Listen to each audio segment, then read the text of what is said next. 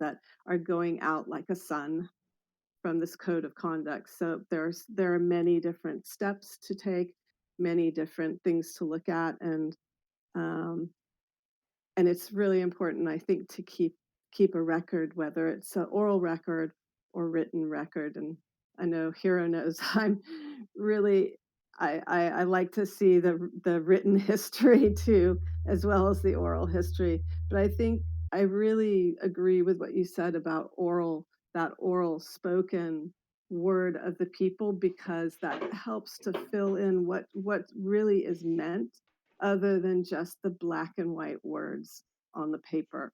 Because black and white words can be, they can be, if you're just looking at that and you don't have any, like in the American legal system, you don't have any case law to read, or you don't have some additional information, you can take that law and twist it in many different ways, according to whether there is some interpretation previously, or whether there um, is not some interpretation. So I think what I'm getting at is that the oral contribution is really important, so that we understand with each generation, and we can define generation however we, whatever makes sense for us in this community. But being able to define, to understand when it was created, what their voices were,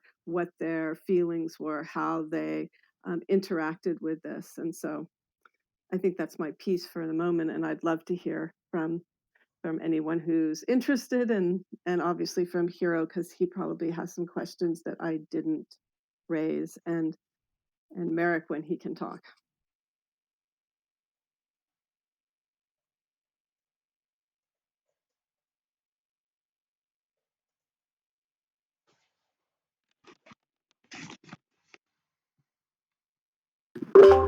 Hey, good to see you, Fred.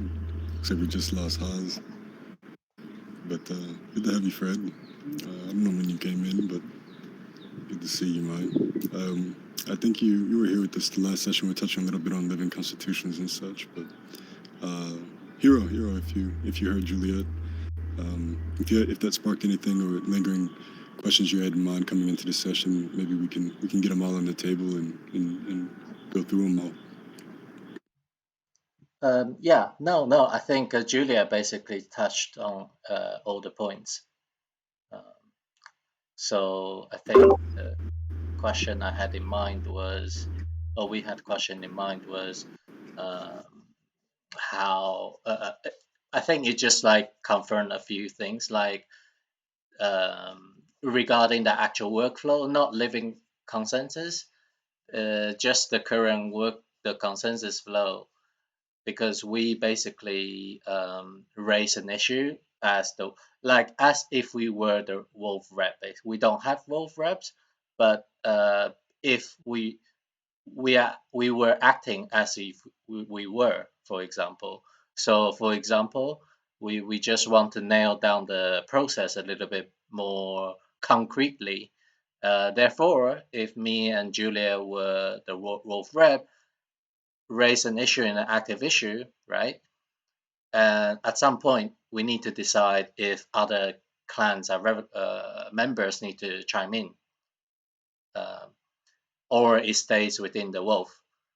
So, because since this conflict resolution touches everybody, so we should tag other clans, right? So, at this point, do we tag the turtle reps, or we tag? So, for example, the wolf rep tags turtle reps, or the wolf rep tags turtle gang, the whole gang. I think Yeah, that yeah. was the just a very minute nuance that I think we wanted to have clarity on. Mhm.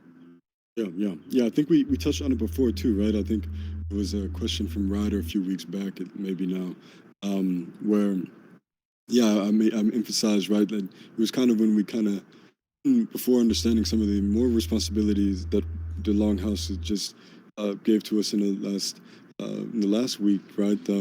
About the responsibilities of Wolf Clan, right? That even more so, more along the lines of what yourself and Juliet already achieved with the conflict resolution proposal, right? We hadn't even really emphasized that, and that's important precedence and point of procedure to make, right?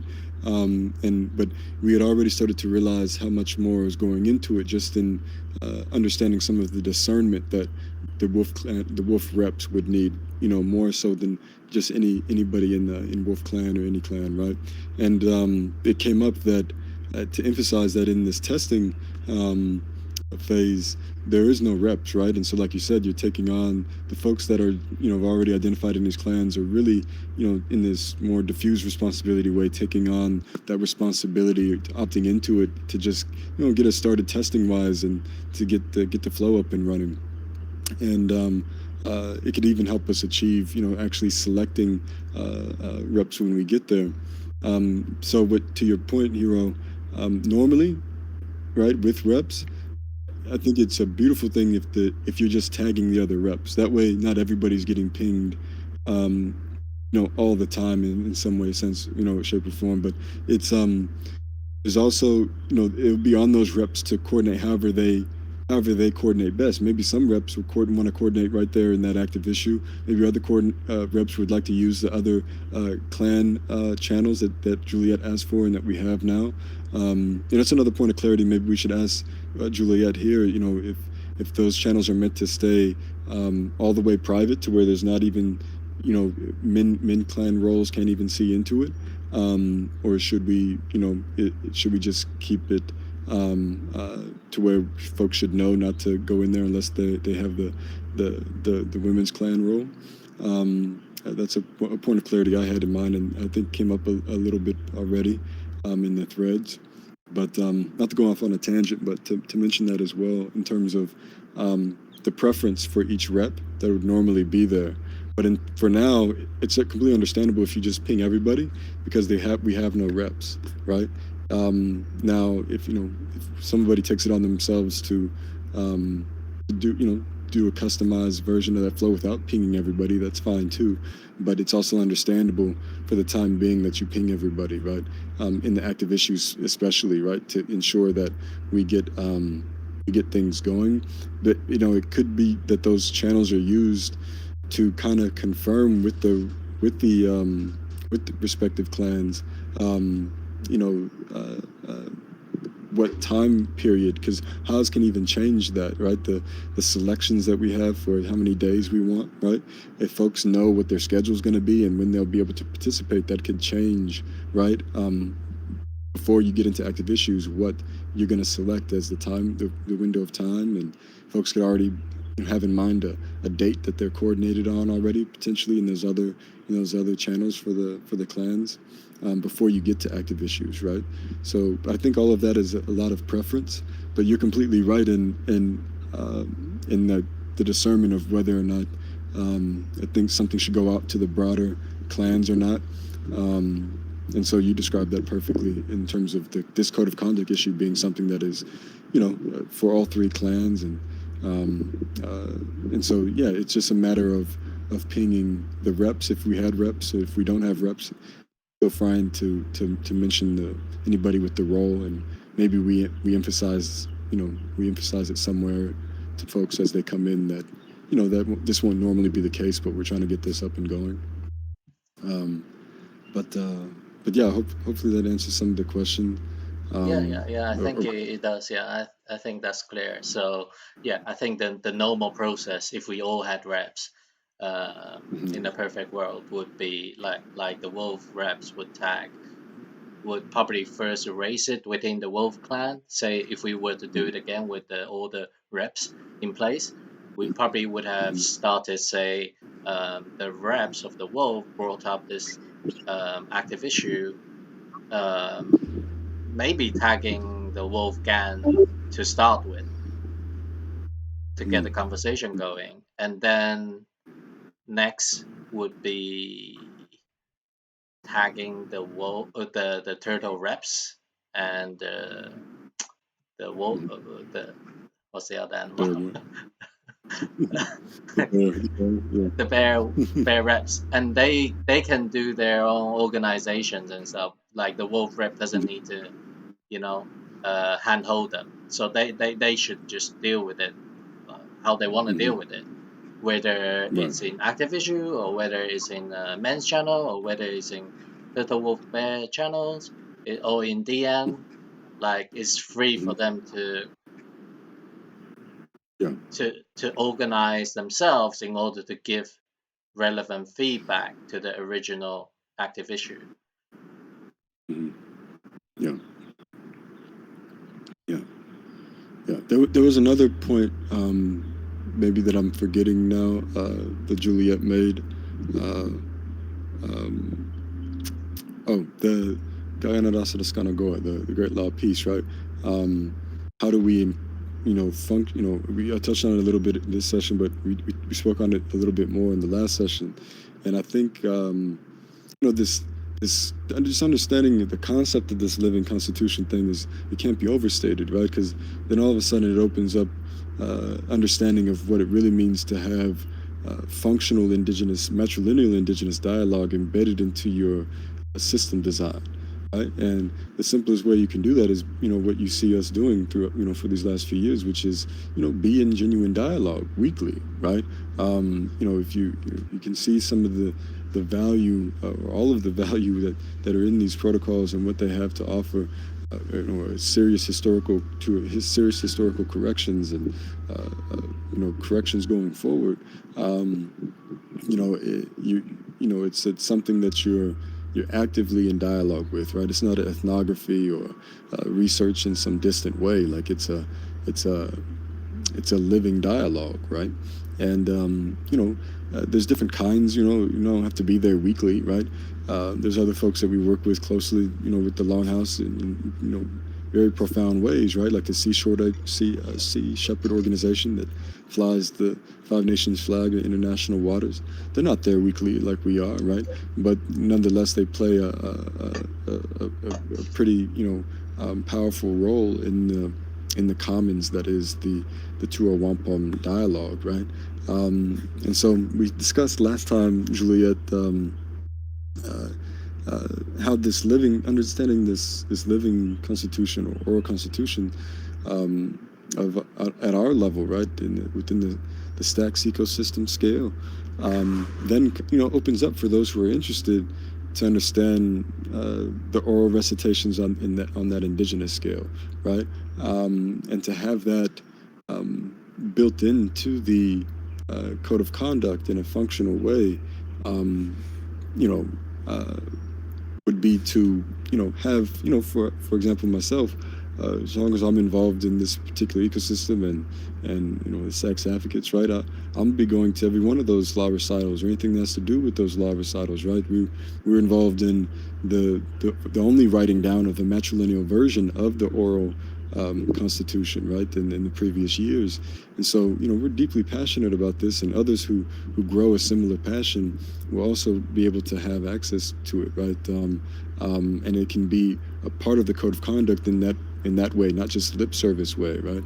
And the Great Law of Peace is really what the Degini de Ohade, or the Tua Wampum Peace Treaty, is based on, right? They're both, Tua Wampum has protocols of its own, but the Great Law of Peace has protocols of its own, right? And so it's an extrapolation of the other. And so being able to, I think we spoke to in the last session, building it in that way, right? In terms of not only is this inspired, right? Because of Frege, I mentioned in the last session, right? We already incorporated a lot of the mentioning of where this research is coming from, how to get into direct dialogue with the Longhouse, right? Frege really, much like myself, even bringing any of this stuff up at all years ago, inspired that, right, with his call for ecological sustainability at the foundation, right? This is my first time ever mentioning Longhouse anything, right? And again, in the Constitution, he brought up, okay, let's mention the native influence of what's going on in this GovLab and in this code of conduct, right? And so we can go a step further rather than just mentioning it, right? We can build it in that functional way where not only do we have an oral recitation of our own at our scale, but there's also this broader, indigenous dialogue based oral recitation also built into our code of conduct, right? That for us to actually say that there's an indigenous connection to this work, right? There's always somebody connected to these oral recitations at that indigenous level, right? And so, there's something really powerful too, right? Even in legal jurisprudence, Tua Wampum come is a thing, right? Like when you sign on to band councils and tribal councils, you sign away that Tua Wampum nation to nation status, right? You'll hear Tua Wampum come up in Canadian law, U.S. law, whenever they're referencing natives, right? Often, and it's a powerful thing, right? Because the Tua Wampum Peace Treaty has this legal international jurisprudence, but it's an oral constitution, right? This is oral law, right? That's actually recognized by written law, right? Because this was very intentional, going all the way back 500 years ago when they first got wind of settler colonists coming into the hemisphere from southern native nations. They had used the Degini de Ahade or the Tua Wampum, this oral protocol, right, to peacefully confederate amongst themselves, right, to grow, to evolve out of war, right, and so, once the Great Law of Peace was established within the Five Nations, the Degini de Ahade was a tool that was used to extend peace, right, beyond even that initial confederacy, and so they knew that this would be effective for settler colonists to become pledges to, oral pledges, right? The same way that we can have oral declarations, right? Both on the men's clan side and the women's clan side, together, however we can do it. But we're doing something in terms of declarate. The Women's Nation has already done a declaration that you've seen, Juliet. That is essentially their code of conduct, right? And so we can do a similar thing, right? Maybe there's some overlap with NFTs and things like that as well, right? Because with these wampum belts and wampum beads, right, that you saw the Life Givers Nation create, Juliet, there was this. There is this, original programming into the wampums or programming into the token, right? These protocols, right? For peaceful confederation, for matrilineal heritage, for regeneration, right? Sustainability in all of these different ways. And so we can do a similar thing with our code of conducts, including, the Tua Wampum dialogue in that functional way. And there's something, like I said, there's something deeply inspirational and powerful about us even having the opportunity to do this, considering that history, right? That created this this in between space for us to build upon today, right? Which actually, Juliet, maybe you would agree that there's some overlap with the way Primavera's executional theory is thinking, right here. There's this in between space in this oral dialogue law, being able to tie it back to a wampum dialogue and get the original law of the land built back right into organizational structures, into legal structures even, right? If DAOs are taking up this in-between space and Primavera is thinking hard about in-between legal structures, this is an addition. I think this is an additional and historical tool to add to that tool belt, right? But I don't know if any of that makes sense or is ringing true for yourself as well, Juliet. But that's been something I've been really excited to get across to you guys and to tie into some of how some of our discussions, Juliet. Yeah, I think that one of the really exciting things about what she's been doing is, and well, there's many exciting things, obviously, but that whole exstitutional theory and how that we all, our voices do become the law. Our voices, we work together in dialogue and create. Become the creators. I guess that's a terrible way to say it. But what I'm trying to say is that we all contribute to this. And then, I mean, you can look at this at multiple levels, whether from the legal level or creators level, people who are creating projects or what have you. But I think it's really exciting that our voices, what we say, what we contribute in dialogue, then becomes probably after a few steps, but becomes that law in connection with any written law that we create or that we adhere to or what have you. It is part of the part of the record, as I'm always going on about. It is part of that record because without our voices, the words can be meaningless. So so again, there's many different trails to follow from here. And I did have a question. Oh, I wanted to respond to one of your questions about the Women's Clan. So just to segue into that, I think that I know that Ryder expressed an opinion about the Women's Clan that I resonated with, and I don't. She may have done it in the last journey, or in another meeting.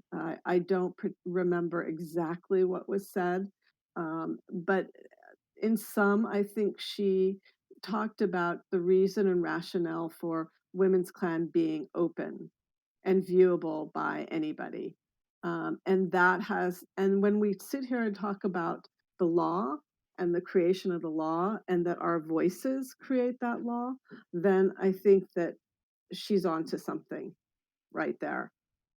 Because while there are times when women may want privacy with their discussions, but when we're talking about creation of the law moving forward and we're talking about the people being part of that, their voices being part of that, then it doesn't make sense that everything is closed off from the men. So I'll leave it there.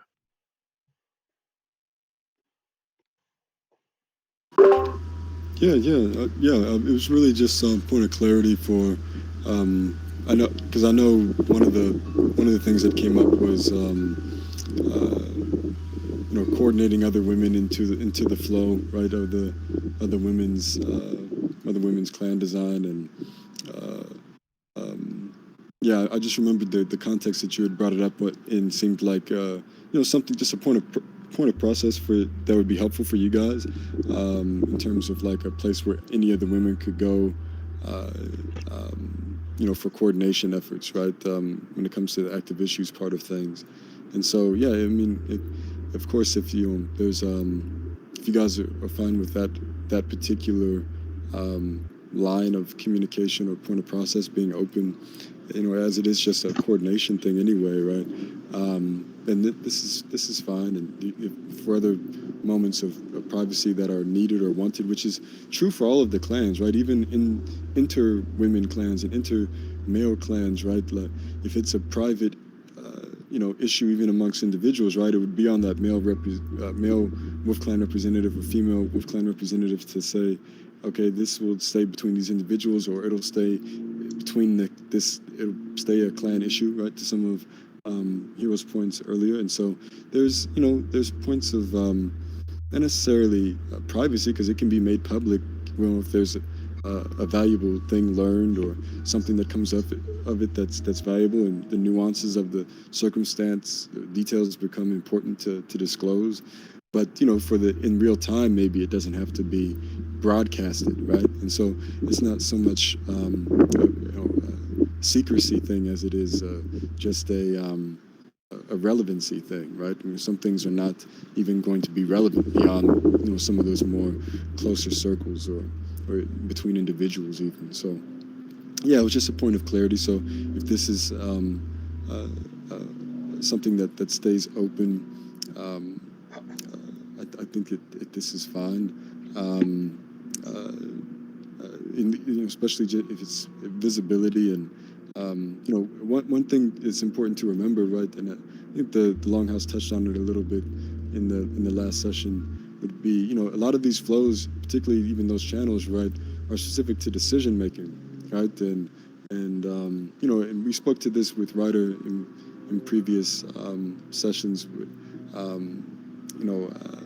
about inclusivity and being sure that other folks don't feel excluded because of the even the use of male and female, right, could even change, right, if it's deemed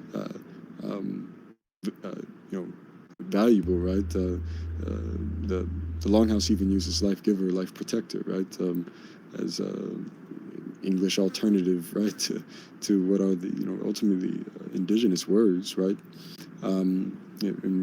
When it comes down to it, and so, but we spoke about how outside of decision making, there should be no interference in how folks want to express themselves, or how folks want to come together, right. But it's in the decision making flows, it really only becomes relevant for the sake of sequencing of regeneration before extraction, right? So that you have a chance at balanced extraction and productivity as opposed to exploitive versions of it, right? So that being, embodied in the design of decision-making flows is important, that the voices of women, the voices of regenerative strains of life, right, don't get drowned out in decision-making flows, right? And so that's one of the things that we got really excited about in terms of being able to track autonomy, without just giving lip service to it, but have functional mechanisms for ensuring it, right? And I think that's one of the big ways that it's achieved, at least in just in that decision-making realm, right? And everything else, right? It's actually important for the system design for there not to be any interference, right? To be actually a continued iteration of that autonomy, right? To keep folks having to organize or come together in certain ways outside of that decision making seems really, really restrictive, limiting to innovation, limiting to folks feeling included, and would speak a whole lot to exclusion. So, of course, it doesn't make any sense outside of the decision-making flows context. So, yeah. Just a point of clarity. When I was talking about privacy, I wasn't talking about secrecy or hiding sure. anything from anyone. I was just thinking of women falling right into what you just said about autonomy and inclusion. That if there are times when the Women's Clan feel that they need to close the doors, then those, that may be an issue by issue thing with respect to what we're discussing. If there's something, and again, these are all things that we're learning to be decided amongst everybody about how we handle these things. And so I just wanted to say that. And I actually have to jump off because my appointment is at 2:30 and so I gotta go. Beautiful, beautiful. No, it's beautiful to have you. I think we touched on some important points that were on our minds, and we made good use of the first part of this session. So beautiful. Thank you, kindly, Thank Julia. you guys. Thank you, everyone. All right, see you soon. See ya. All right. But yeah, I think that maybe we touched all the points that we wanted to touch on when it comes to some of the getting the clan flow up and going again, and these type of things. The living constitution stuff, I think, really got home to Juliet. I'm happy we got that out the way. So yeah, hopefully we can get started up on that again this week. I'll be looking out and trying to facilitate some of the bear stuff, the turtle stuff rather. And so and we can get a little bit into journeys. again, I think one point of action may be creating something a lot like what you guys did for the code of conduct, and showing where turtle, wolf, and bear can pop up, right, in the most beneficial ways. That could be a fun activity to even do together if you guys, if it's possible, or you can do a similar thing. And just present how you're thinking about it, Hero, yourself and Juliet. You can include me on the session too if you guys do that together. And we can come back with something that, doubles as a nice means of showing what Journeys is, but also can be used internally for describing when Turtle, Wolf, and Bear pops up in the best ways, right, to facilitate Journeys. We talked a little bit about the admin stuff, the observer stuff that is almost, more obvious, right? There's the way Turtle, Wolf, and Bear may apply there. But we can also think about, the initiating of Journeys, the facilitation of Journeys, particularly with certain windows of time in mind that are conducive to maximizing the potential of the grants program access, right? To achieve some windows of time that are both conducive to folks coming together, but also timely. Could be something that gets achieved sustainably through Turtle, Wolf, and Bear, as opposed to just hoping that folks fill those roles. We can actually seek out the traits that speak to folks filling out those roles, and the traits being so generalized can speak across different Journeys projects, and you can have folks in the same plan be interested in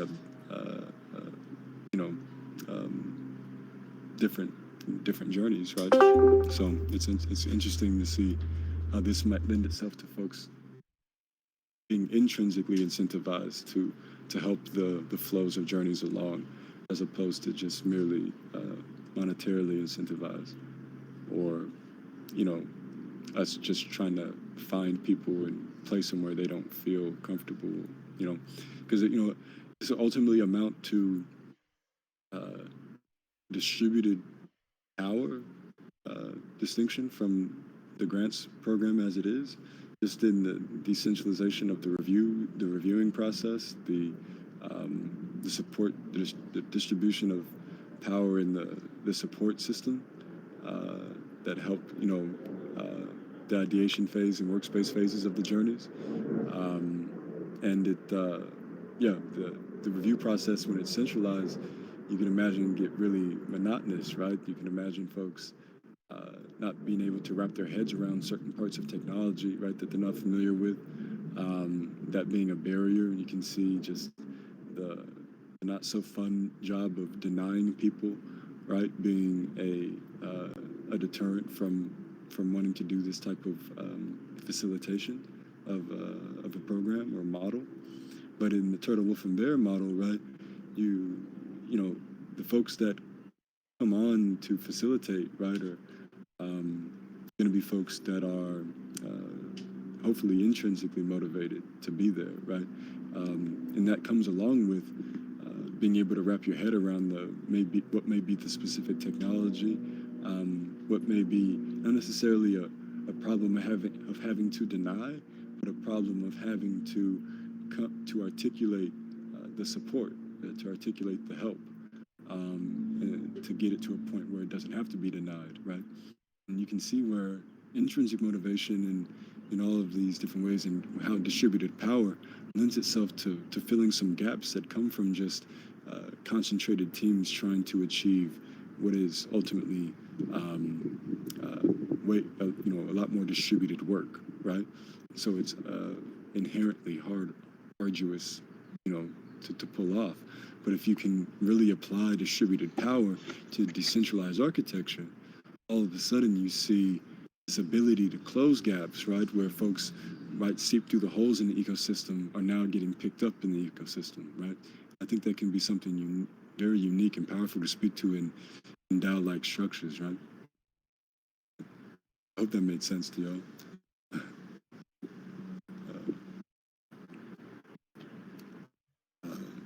But yeah, Hero, I guess I wanted to get that to yourself, and Merrick and Fred here too, if you guys can hear me okay.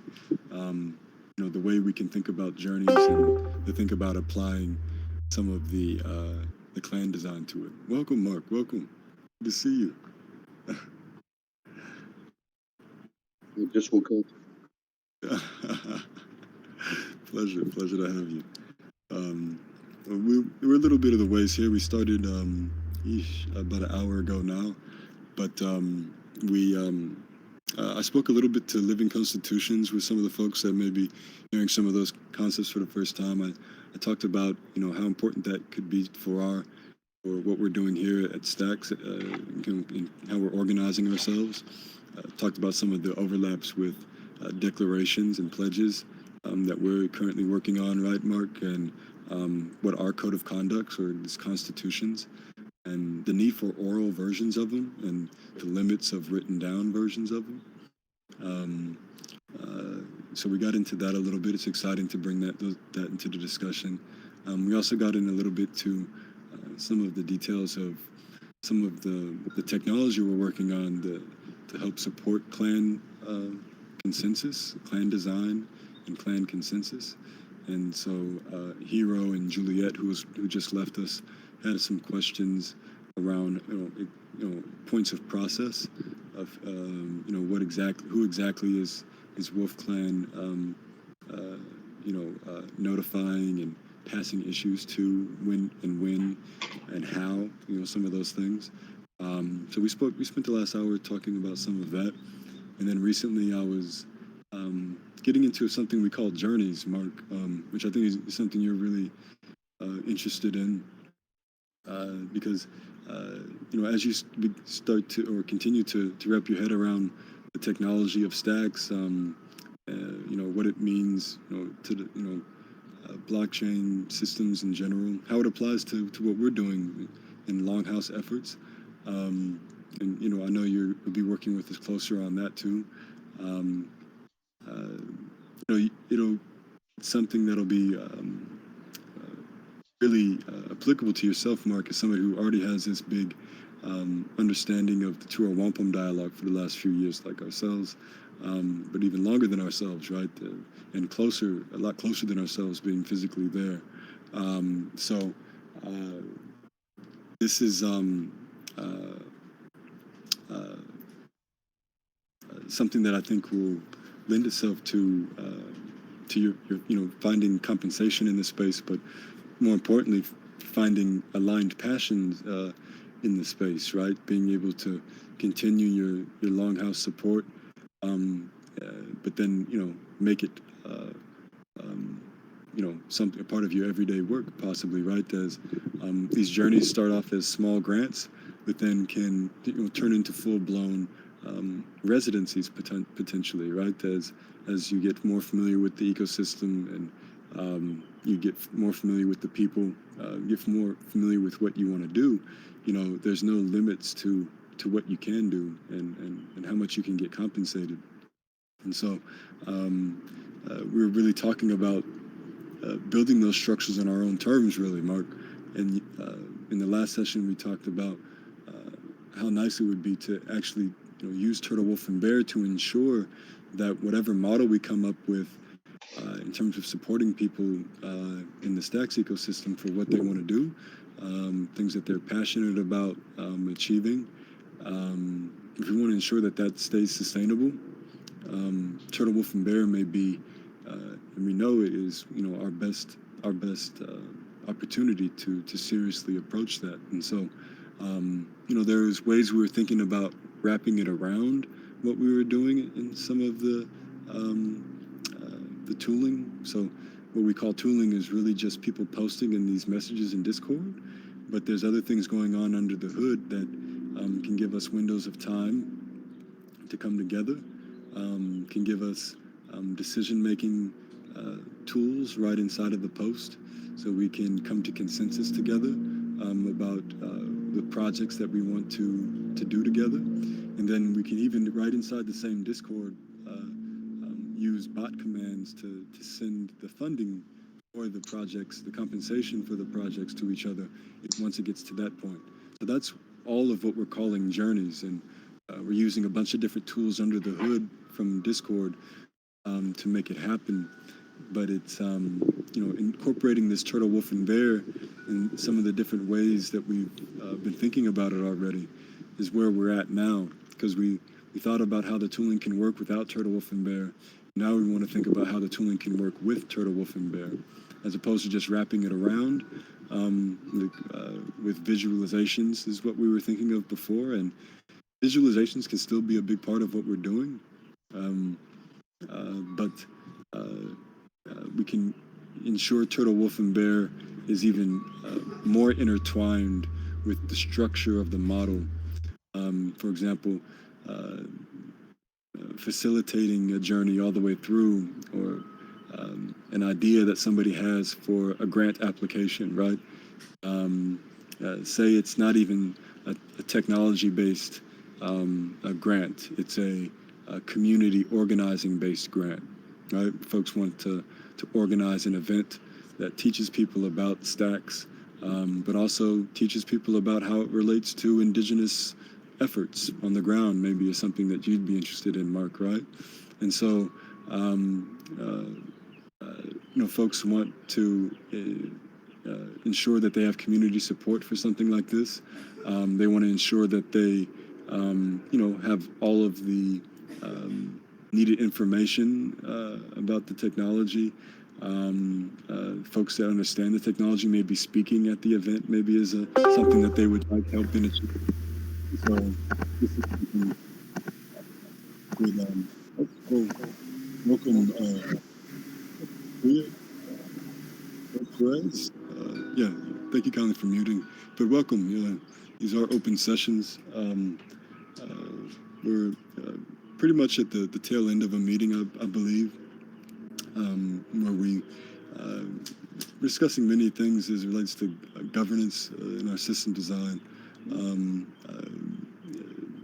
I hate to go right back into what we were getting into and lose you, but some of what we were speaking to is a big part of our research is this indigenous design efforts, understanding how that can help us with sustainability and community, sustainability and technological innovation.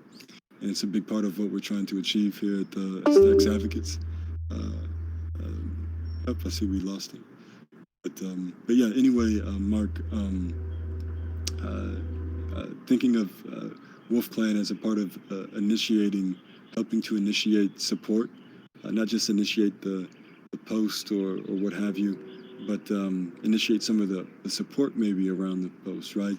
Maybe Bear Clan is a big part of tracking if the support is continuing, or ensuring that the support continues throughout a certain time period, right? Maybe Turtle Clan is there observing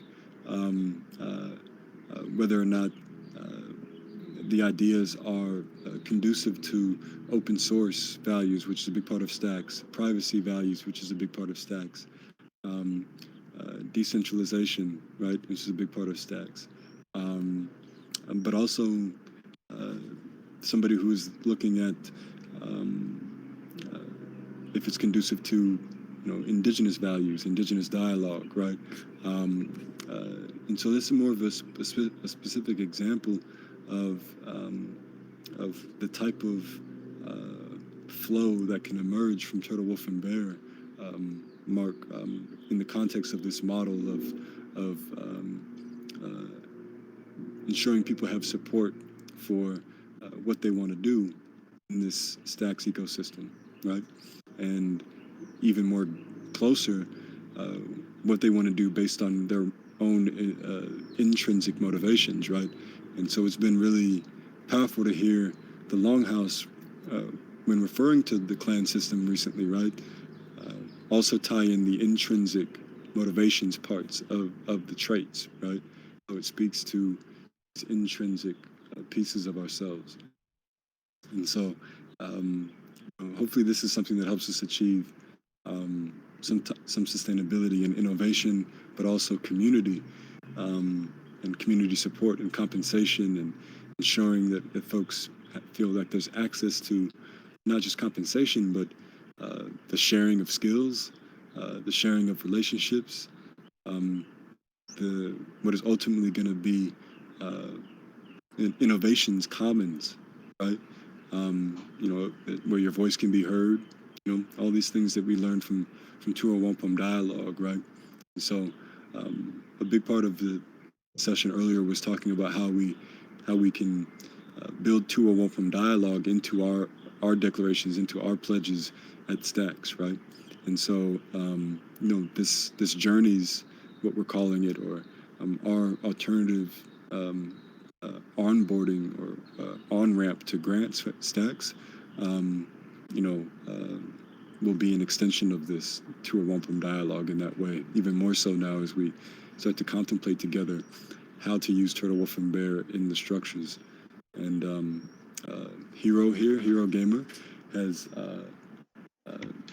and Juliet, who just left us, made something that you can find in the channels of advocates here.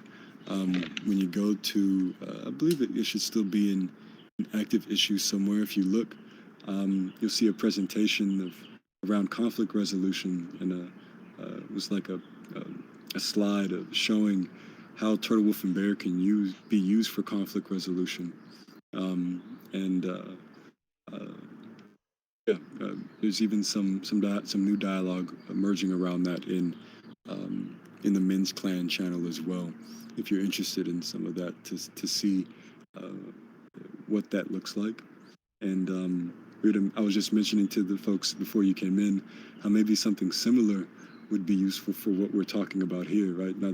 Not specific to the context of conflict resolution, but specific to the context of what we're calling journeys, or this alternative grants program, right?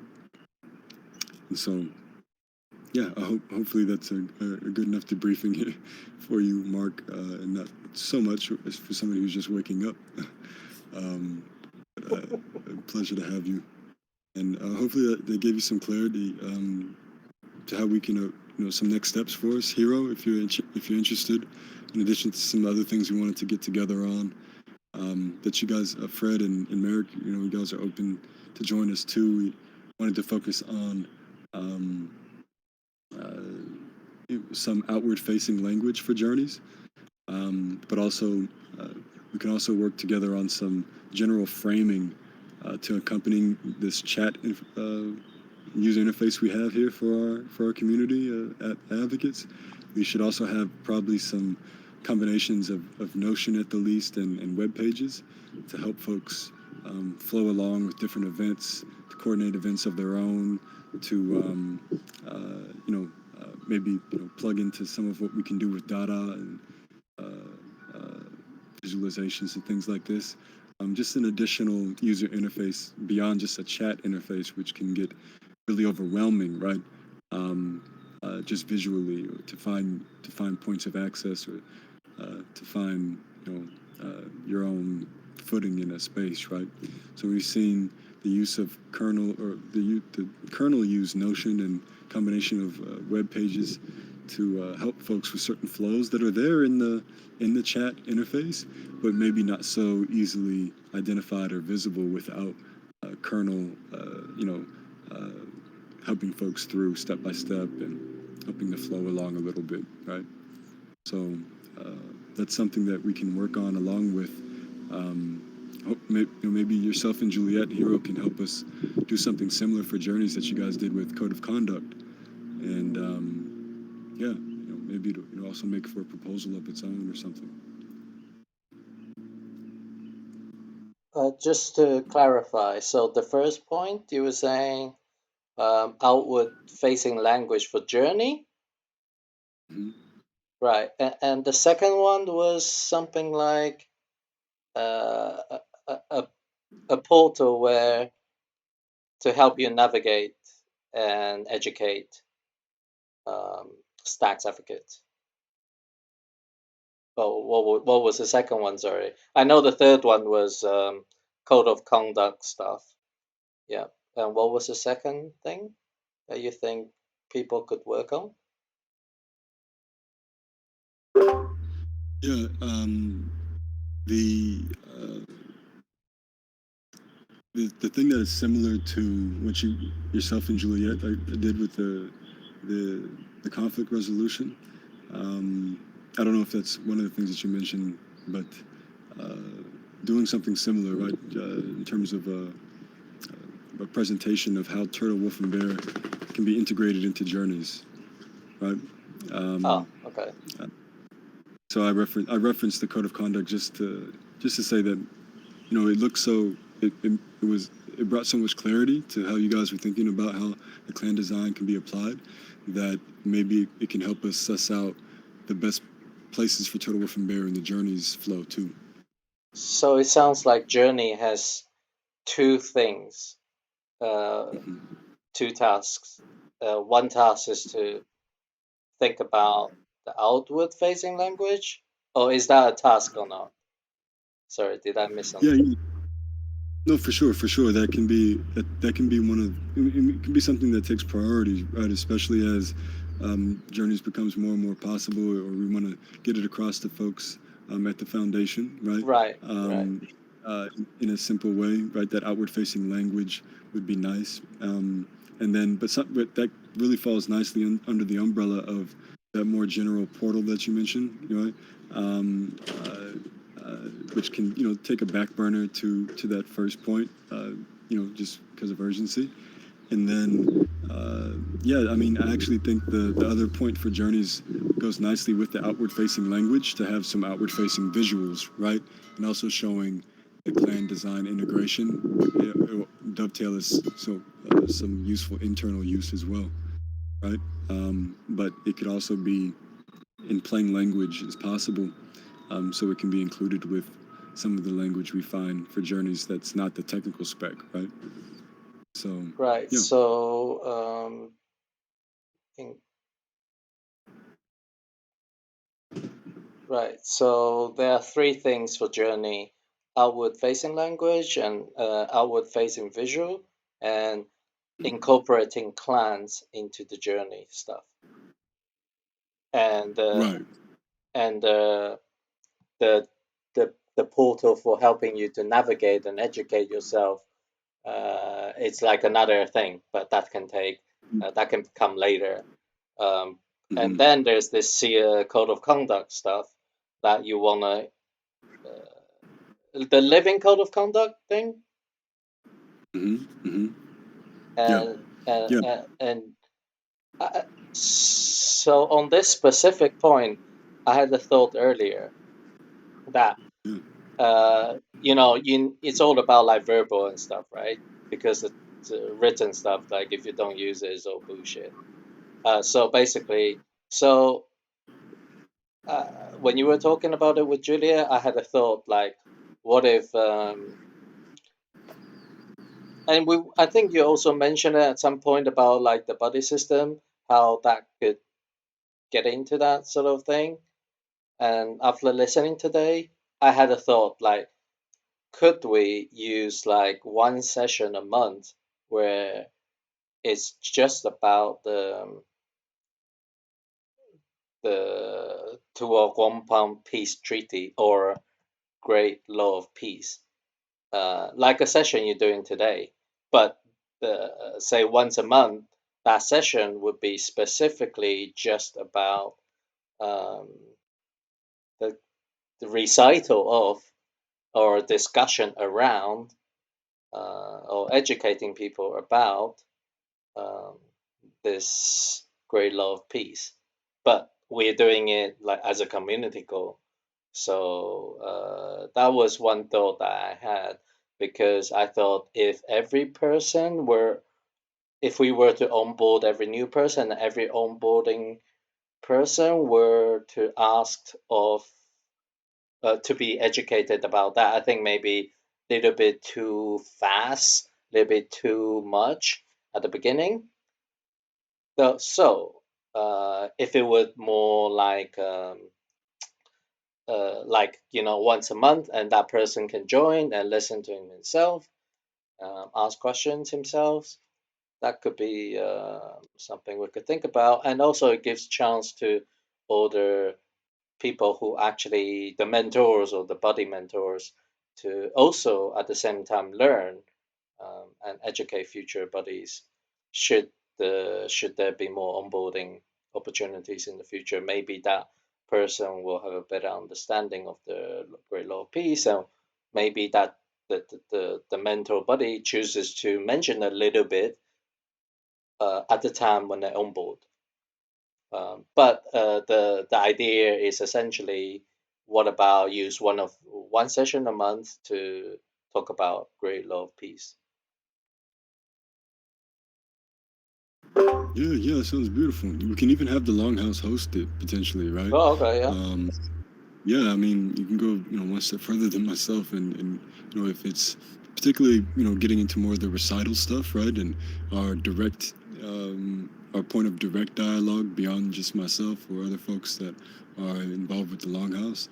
It can be something that we build in monthly, right? This access to understanding some of, and having recordings too, right, of our own reciprocal understanding of that recitation, right, of the Ayana Rasa de Skanagoa, of the Great Law of Peace, and the way that it informs the Degani Deo Hare or Tua Wampum. So, it'll be a beautiful thing, I think. We've seen the Longhouse do similar things as of late, and this will be more of a technology-focused version of it that I think that they'd be excited for. Especially, it could be seen as a preparation for themselves coming up for this real law recital coming up in a few months, actually. So I think that I'll mention into it